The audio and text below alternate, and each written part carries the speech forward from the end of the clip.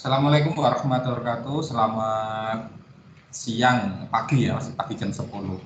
Selamat pagi anak-anak 8C. Saya harap kalian tetap semangat dalam menjalani pembelajaran daring kita.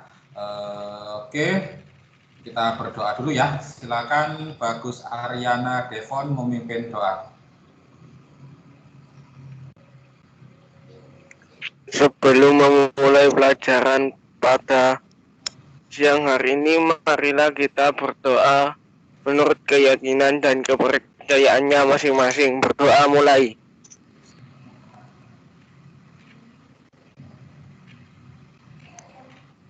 Selesai. Oke, terima kasih Bagus. Saya langsung ke materi saja anak-anak ya. Saya share konten dulu. Oke. Kelihatan semuanya? Kelihatan, Pak. Kemarin kita sudah belajar mengenai ukuran pemusatan data yang mean ya, mean atau rata-rata. Sekarang kita ke ukuran pemusatan data median. Di sini sudah saya jelaskan, median adalah nilai tengah, bisa kalian perhatikan ini ya. Median adalah nilai tengah setelah data diurutkan. Artinya ketika kita mencari median, maka data yang ada dibagi menjadi 2 sama banyak. Jika sebelah kanan median ada 7 data, maka sebelah kirinya juga harus ada 7 data, karena membagi ya, seperti kalian membagi kue itu kan harus adil, harus sama banyak. Nah, ini jadi kita urutkan dulu. Setelah diurutkan, baru kita cari nilai tengahnya. Jadi nilai tengah setelah data diurutkan. Artinya diurutkan dulu, baru kita bagi menjadi 2. Misalkan kalian males mengurutkan, atau misalkan datanya terlalu besar ya, misalkan 50, 70 atau dan berapapun, bagaimana lebih dari itu misalkan ya, kalian bisa menggunakan rumus-rumus ini. Jadi misalkan datanya ada ganjil gitu ya, maka mediannya tuh kita mencarinya menggunakan rumus ini. Median sama dengan data ke n tambah 1 bagi 2. Jika n-nya genap, maka mediannya kita gunakan rumus sama dengan data ke n dibagi 2 ditambah data ke n tambah 2 n bagi 2 tambah 1 baru dibagi 2. Contohnya ini sederhananya saja ya.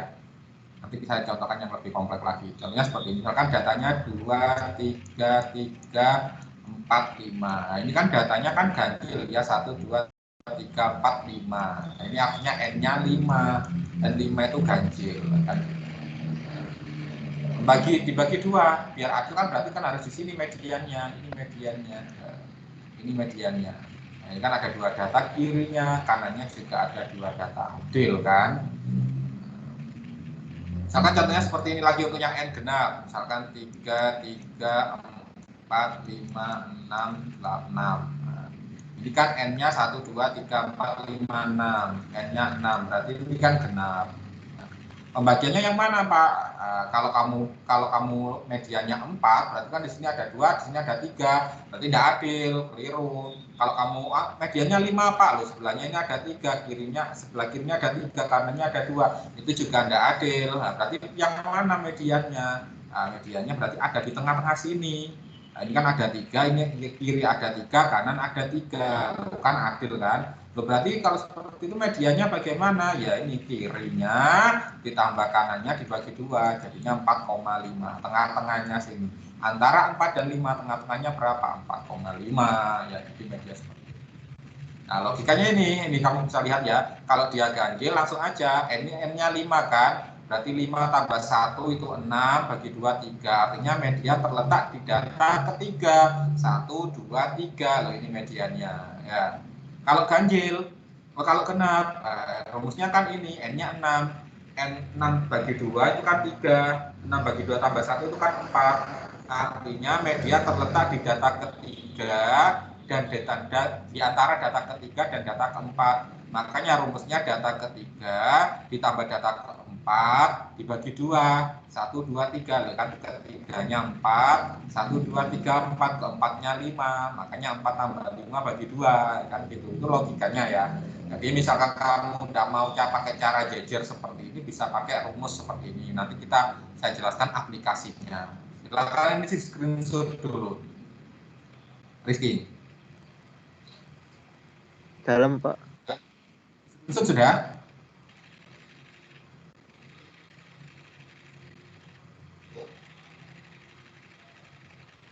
Sudah? Sudah, Pak. Oke, kita ke contohnya ya. Tadi kan harus diurutkan dulu ya, tentukan median dari data berikut. Kita ke contoh A, harus urut dulu. Oh, 11-nya ada 1, 11. 12-nya ada 2, berarti 12, 12. Tulis semuanya, 13-nya ada 2. Tulis juga, jangan ditulis sekali. Kalau memang ada 5, ya tulis 5 itu. 14-nya ada 1, 15-nya ada 1 juga. Ya. Kita mediannya 1, 2, 3, 4, 5, 6, 7 ganjil ya. Pasti ada di sini nanti mediannya. Nah, 1, 2, 3, 1, 2, 3 ini. Nah, ini mediannya. Di mediannya sama dengan 13. Jadi harus urutkan dulu anak-anak. Kita ke yang B. 11-nya ada 2 ya. 11, 11. 12-nya 1, 2. 12-nya juga ada 2. 13-nya ada 1. 14-nya 1, 2, 3. 1, 2, 3. 15-nya ada 1. 16-nya ada 1. Oke. 1, 2, 3, 4, 5, 6, 7, 8, 9, 10. Genap, berarti ada tengah-tengah jelasnya ya. Jadi 1, 2, 3, 4, 5. 1, 2, 3, 4, 5. Ada di sini mediannya. Jadi kalau ganjil, pasti mediannya ada di sana, terletak di data-data ini, itu anak-anak. Tapi kalau genap, pasti mediannya ada di antara, nggak ada nilainya di tengah-tengah, di antara data ke apa ke A dan apa juga gitu ya.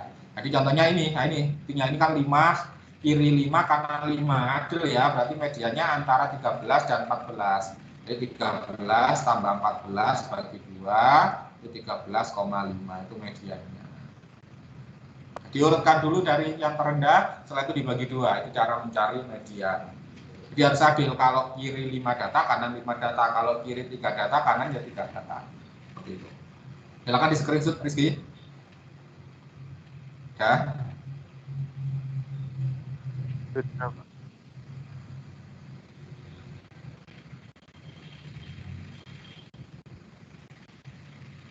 Sudah.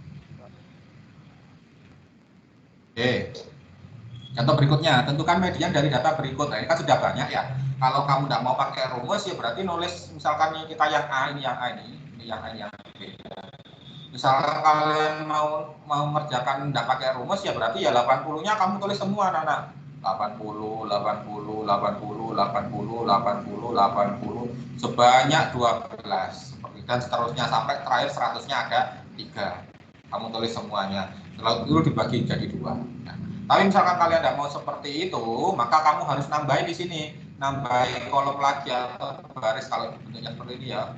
Bukan banyak ke, tapi tulisannya adalah data ke.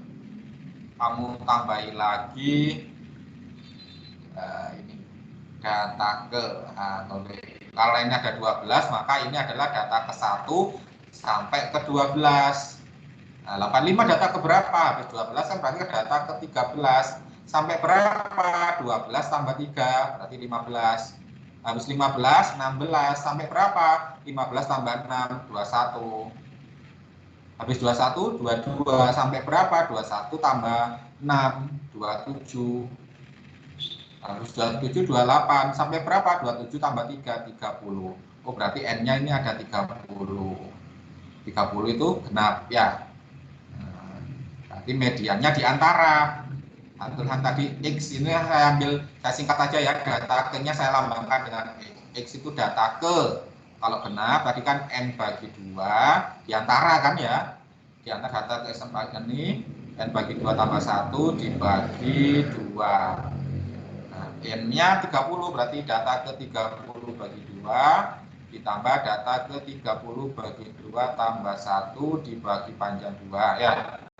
Jadi data ke-15 ditambah data ke-16 dibagi 2. Data ke-15 di mana? Nah, kalau kita lihat data ke-15 di sini. Nilainya berapa? 85. Berarti 85. Data ke-16, data ke-16 di sini. Nilainya berapa? 90. Nah, bagi 2. Tengah-tengahnya 87,5. Nah, ini mediannya ya. Begitu juga untuk yang ini, yang B. Kita tambahin lagi ini data ke. Ini berarti data ke 1 sampai 7. Selanjutnya data ke 8 sampai berapa? 7 tambah 3 sampai 10. Habis 10, 11 sampai berapa? 10 tambah 4, 14. Habis 14, 15 sampai berapa? 14 tambah 5, 19. 20 sampai berapa? 6 tambah 19 itu 25. Oh, berarti ganjil ya kan, ini sama dengan 25. 25 itu kan ganjil. Kita pakai rumus yang ganjil kan tadi. Mediannya itu data ke, kalau rumus ganjil kan langsung ada di sini data-data itu. Berarti N tambah 1 bagi 2 di X 25 tambah 1 bagi 2. Data ke berapa? 25 tambah 1 26 bagi 2 kan 13. Nah, data ke-13 kita cek di mana data ke-13 di sini. Berapa ini nilainya? 35 kan? Nah, mediannya 35. Seperti itu anak-anak, untuk mencari median jika menggunakan rumus. Pak, ribet kalau menggunakan rumus, ya sudah, berarti seperti tadi aja caranya. Kamu jejer kabel, setelah itu diurutkan ya, kalau memang 20-nya ada 12, kamu tulis semuanya, 85-nya ada 3, 90-nya ada 6, kamu tulis semua. Setelah itu dibagi 2 tengah-tengahnya. Tidak apa-apa, jadi ada 2 cara. Bisa cara manual seperti itu, bisa cara pakai rumus seperti ini. Mana yang membuat kamu enak, ya sudah itu aja yang kamu kerjakan. Oke? Silakan di screenshot, Rizky.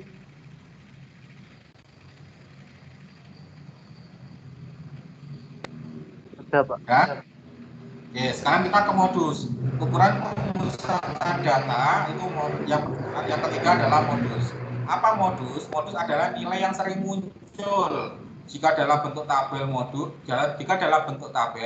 modus adalah nilai dengan frekuensi terbesar. Jadi kita lihat frekuensinya, setelah itu kita lihat nilainya, itulah modusnya. Dalam suatu data bisa saja nilai modusnya itu tidak ada. Kapan tidak ada? Ketika kemunculannya imbang semua, munculnya 2 semua, 3 semua, jadi tidak ada yang unggul, maka dia tidak ada yang unggul, tidak ada yang kalah, berarti maka data tersebut tidak memiliki modus. Bisa saja nilai modusnya tunggal, hanya satu saja, satu jenis, atau mungkin modusnya bisa lebih dari 1. Kita kasih contohnya lagi. Ini silakan di dulu. Sudah? Sudah. Nah, kita ke contoh ini. Tentukan modus dari data berikut, ada A, B, C, D. Ya, kita ke yang A. Kita lihat 11 ini muncul berapa? Oh, muncul 2 kali.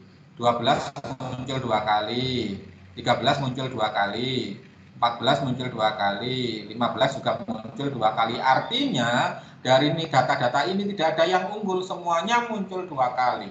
Berarti modusnya ya tidak ada modus karena semuanya unggul. Bukan 0 ya, tapi tidak ada.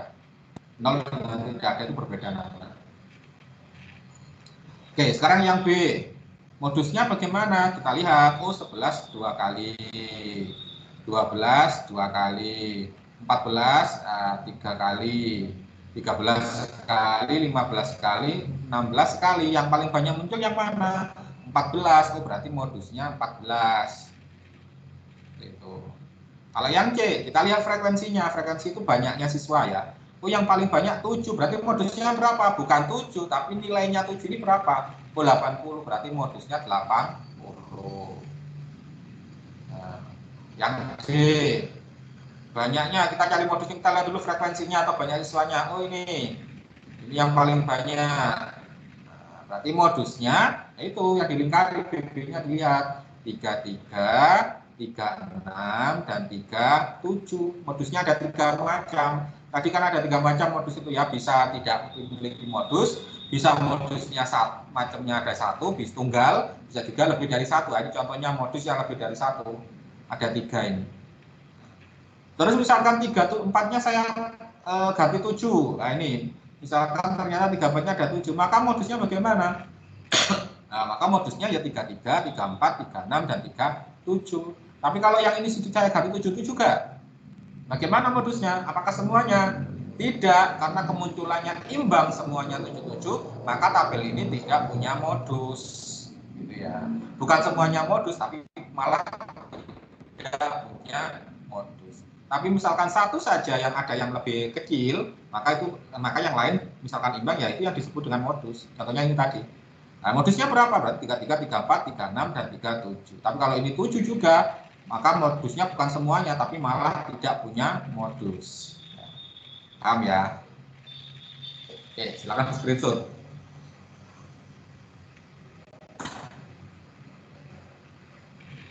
Sudah?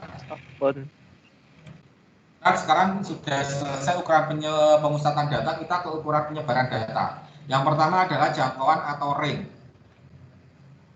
Apa ring itu? Jangkauan itu selisih data terbesar dengan data terkecil. Nulisnya range ya, atau biasanya dilambangkan dengan C. Lambangnya data X itu data ya. Data maksimal terbesar dikurangi data minimal data yang terkecil, itu jangkauan. Ya, silakan screenshot. Sudah? Screenshot dulu. Sudah. Ke contohnya. Tentukan jangkauan dari data berikut. Nah, jangkauan terbesarnya mana? Nah, itu kita lihat sebelah bawah paling besar ini, paling kecil ini, ya kan? Berarti X max dikurangi X min, data terbesar dikurangi data terkecil. 16 kurangi 11, 5. Sudah iso kurang-kurangan. Sarannya. Terus yang B, data terbesarnya bukan 12 anak-anak. Data terbesar itu ada di nilai. Kalau ini kan melambangkan banyaknya ya. Terbesarnya itu 100, terkecilnya 80. Berarti jangkauannya X max kurangi X min, 100 kurangi 80. Jadi jangkauannya 20. Nah, ini tok. Paham? Ya, silakan di screenshot.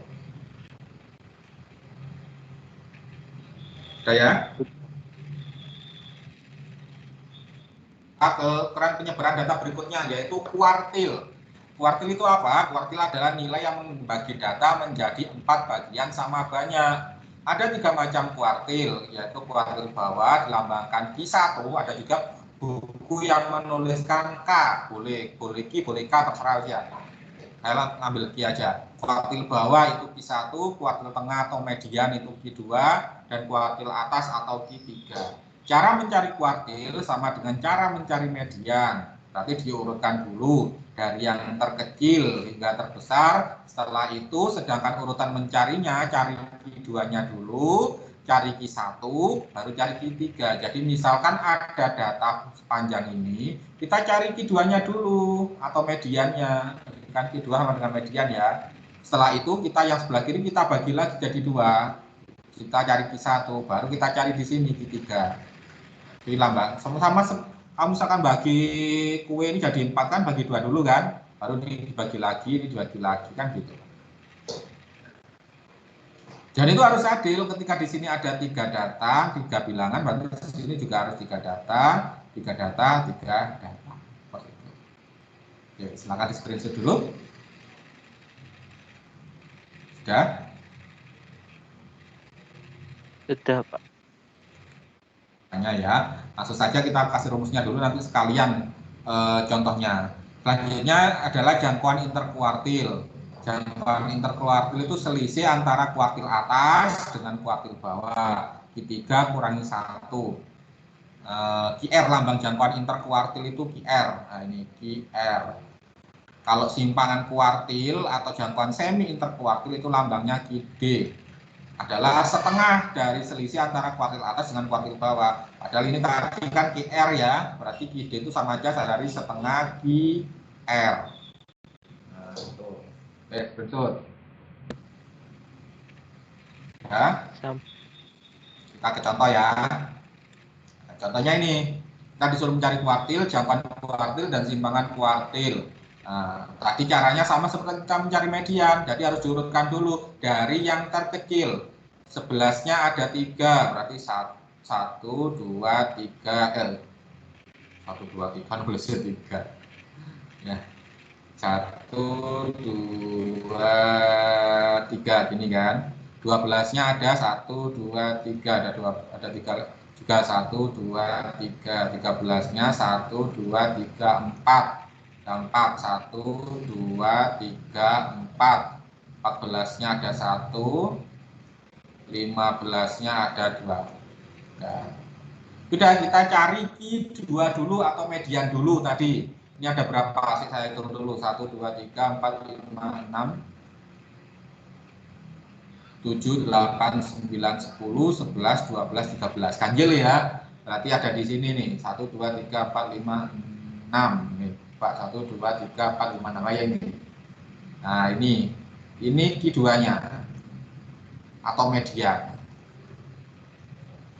Nilainya 13. Nah, Q1-nya ini kita bagi lagi di sini. Nah, kita bagi lagi. Ini ada 6. Ya, sebelah sini ada 6. Berarti di tengah-tengah kan? Nah, sini ini Q1-nya. Berapa? Sama caranya dengan median 11 tambah 12 bagi 2 atau 11,5. Q3-nya kalau Q1-nya di antara, Q3-nya pasti di antara, sama caranya. Nah, ini. Pasti Q3-nya di sini. 13 tambah 14 bagi 2, 13,5. Kita cek ya, benar enggak ini? Harus sama pembagiannya. Oh, ini ada 3 data. Ada 3 data. Ada 3 data. Ada 3 data. Betul berarti ya. Sudah ketemu Q1-nya ini, Q2-nya ini, Q3-nya ini. Nah, jawaban kuartil itu QR. Tadi rumusnya Q3 kurangi Q1. Jadi 13,5 kurangi 11,5. 2 ya. Lagi D itu kan setengah dari QR. Nah, setengah kali QR-nya tadi 2 berarti 1. Gini aja. Sudah selesai. Screenshot. Ya. Sudah. Kita ke contoh berikutnya. Nah, misalkan datanya banyak seperti ini. Kalau kamu malas menggunakan rumus ya seperti tadi di jejer ya. 13-nya ada 7, berarti 13, 13, 13, 13, 13, 13 itu wes. Ada 7, terus 34, 34, 34, 35, 35, 35, 35, 35, terus 36, 36, terus sampai 37-nya ada 7. Dicari Q2 dulu, cari Q1, cari Q3. Tapi saya ini caranya menggunakan rumus saja, biar kamu, kalau yang manual kan sudah bisa insya Allah kamu. Cuma yang rumus saja yang perlu latihan lagi ya. Tapi kalau di ulangan atau semesteran nanti terserah kamu mana yang enak gitu ya. Oke ya, jadi kalau seperti ini kita ubah dulu tabel seperti ini, kita tambahi kolom data ke seperti yang tadi itu kan. Ini mau karena ada 7, berarti ini data ke 1 sampai ke 7. Kalau 34 habis 7 itu kan 8. Sampai berapa? 7 tambah 3 ini tambahkan, jadi sampai 10. Habis 10, 11. Sampai berapa? Ini tambahkan 14. Habis 14, 15. Sampai berapa? Tambahkan 14 tambah 7, 21.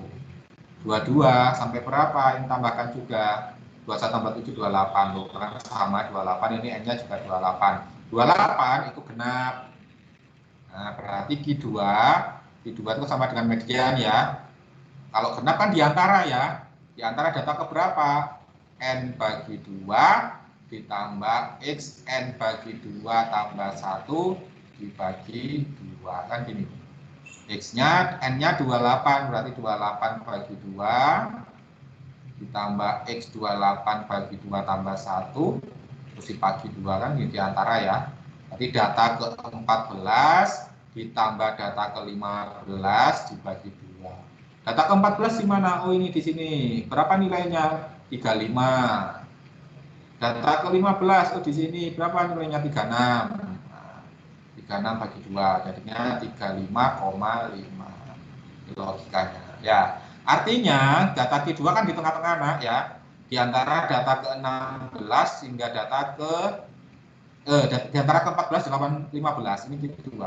Artinya di sebelah kiri itu kan ada data 1 sampai 14. Yang ini data 15 sampai 28. Jadi di sebelah kiri itu ada berapa banyak data? Ada 14. Nah, inilah yang kita gunakan nanti untuk mencari Q1. Q1 itu sebelah kiri Q2. Nah, sebelah kiri Q2 ada data sebanyak 14. 14 itu genap. Nah, berarti kita cari Q1-nya yang menggunakan cara seperti median genap. X 14 bagi 2 ditambah X 14 bagi 2 tambah 1 dibagi 2. Jadinya X7 tambah X8 dibagi 2. Data ke-7, lihat di sini, data ke-7 itu 33. Data ke-8, 34. Dibagi 2, jadinya 33,5. Baru kita cari data ketiga. Caranya kalau data ke-1-nya, kalau kuartil satunya ini datanya menggunakan cara genap, ini kan cara genap ya, maka ketiganya juga pasti menggunakan cara genap. Jadi caranya ketiga ini, caranya kuartil 3 itu pasti sama dengan caranya kuartil 1 anak-anak. Jadi tidak caranya Q3 ini sama dengan caranya Q1. Jadi kalau Q1 menggunakan cara genap, ya pasti Q3 juga menggunakan cara genap. Nah, seperti ini kan bagi 2. Cuma letak datanya di mana? Sama 7 dan 8. Nah, tapi 7 dan 8-nya, 7, 8 sebelah kanan Q3. Nah, sebelah kanan Q3 itu dimulai dari data ke-14. Berarti ini harus ditambahkan 14. Ini juga tambah 14. Jadi data ke-21 ditambah data ke-22 dibagi 2. Data ke-21 yang mana? Oh ini 36. Data ke-22 ini 37. Dibagi 2. Nah, berarti 36,5. QR-nya ya 35. QR-nya enggak cukup Jepang nih. Apa sini QR-nya berarti 36,5 kurangi 33,5 ya. 3 dapat kali situ ya. ID-nya kan setengah QR ya. Berarti setengah kali 3 1,5. Ini nah, screenshot dulu. Pak kok bulat sih Pak? Ya bulat gaya cara yang manual aja enggak apa-apa ya. Sudah? Sudah. Selanjutnya ini contohnya lagi, saya kasih contoh lagi biar tambah lebih paham ya. Saya ubah dulu tabelnya di sini. 9 berarti yang atas ini data ke-1 sampai ke 9. Habis 9 10 sampai berapa? 9 tambah 3 12 ya. 17 13 sampai berapa? Tambahkan 12 tambah 5 17 sampai 17 18. Tambahkan lagi 17 tambah 7 24. 24 25 sampai berapa? Tambahkan lagi apa ini berarti itu 31 ya. Nah, sama kan 31 sampai 31 itu ganjil, berarti kita cari keduanya ganjil anak-anak. Data ke ganjil tadi kan N tambah 1 bagi 2 langsung ada di data ini kan. Kalau ganjil enggak usah dibagi meneng kami 2 kan gitu ya. Dia X 31 tambah 1 bagi 2. Data ke 32 bagi 2 itu 16 ya. Nah, kita cari data ke 16. Oh, di sini. Berapa nilainya ini? 90. Nah, berarti 90. Dari sini kita bisa menjelaskan bahwa Q2 itu kan terletak di data ke 16. Berarti sebelah kiri adalah data ke 1 hingga data ke 15. Sebelah kanan data ke-17 hingga data ke-31. Nah, ini yang kita gunakan untuk mencari Q1. Q1 itu sebelah kiri Q2. Sebelah kiri kedua itu N-nya sama dengan 15. 15 itu ganjil. Berarti Q1-nya menggunakan cara ganjil. 15 tambah 1 bagi 2. 16 bagi 2 itu 8. Berarti Q1-nya, kuartil 1-nya terletak di data ke-8. Data ke-8 mana? Ini antara 1 sampai 9 kan? Nah, nilainya berapa? 80. Berarti Q1-nya 80. Q3-nya ngikuti aja caranya Q1. Kalau Q1-nya menggunakan cara ganjil, maka Q3-nya juga menggunakan cara ganjil. Q1-nya data ke-8, Q3-nya juga data ke-8. Tapi ditambah, lihat ini. Sebelah kiri Q3 itu adalah data ke-16. Berarti 8 tambah 16. Sama dengan data ke-24. Berapa data ke-24? Ini kelihatan data ke-24 itu nilainya 95. Berarti Q3-nya 95. Selesai. Jadi Q1-nya 80, Q2-nya 90, Q3-nya 95. Jadi Jangkauan kuartil QR-nya ya Q3 kurangi Q1, 95 kurangi 80 itu 15. ID-nya setengah dari QR atau setengah kali 15, 7,5. Dan gini aja. Nah, si bulat ya sudah, kalau si bulat ya gunakan aja cara manual ya. Jajar wis 80-nya. Ada 9, yo tulisan KP wis 80 80 80 80 80 sebanyak 9. Setelah itu 85-nya ada 3 ya. Seperti itu. Nah, sudah selesai. Sudah, tapi ini sudah selesai, ini seperti ini aja. Nanti ini akan saya share di YouTube, kalian bisa lihat lagi cara mengerjakannya kalau masih bingung. Oke, saya absen dulu ya. Hari ini tugasnya belum ada, tugas mulai minggu depan. Tugasnya mulai minggu depan tapi langsung 2 tugas anak-anaknya.